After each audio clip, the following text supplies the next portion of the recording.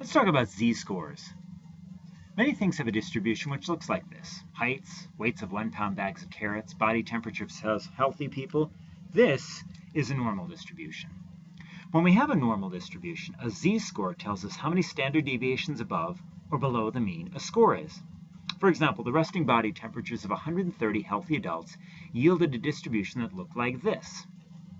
This distribution is unimodal and symmetric. It's not skewed, and it looks normal, so it's reasonable to assume that it is normal. The body temperatures of these 130 healthy adults had mean mu equals 98.25 degrees and standard deviation 0.73 degree Fahrenheit. Find the z-score that corresponds to a body temperature of, let's say 98 degrees.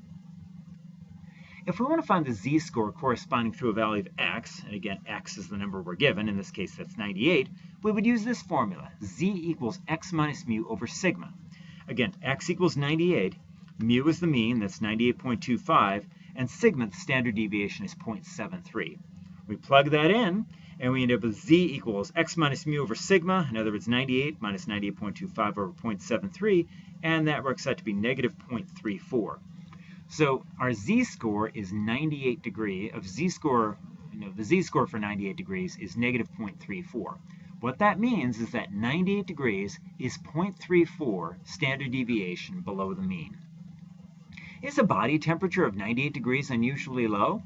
Not really. If the temperature is 0.34 standard deviation below the mean, it's pretty close to normal. Okay, now suppose the resting body temperatures of healthy adults are normally distributed with mean mu equals 98.25 degrees and standard deviation sigma equals 0.73 degree Fahrenheit.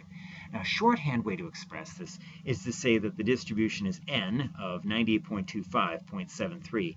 N stands for normal. This first thing is the mean, the mu, and the second thing is the standard deviation, sigma. Find the temperature that corresponds to a z-score of 3. Okay, this is a high temperature because it's 3 standard deviations above the mean. Again, we use the formula z equals x minus mu over sigma. Now here, this one's different. Here we know z and we don't know x. So z is 3, mu is 98.25, and sigma is 0.73.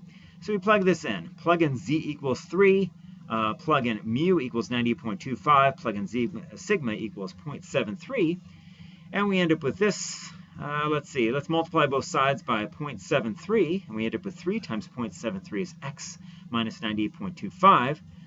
So when we add the 98.25 degrees to both sides, we end up with 3 times 0.73 plus 98.25 equals x.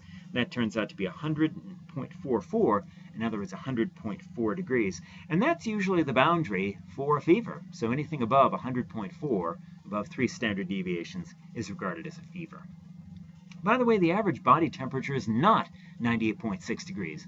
The 98.6 comes from a 19th century study, but a recent study based on more accurate thermometers indicates the mean is about 98.2 degrees.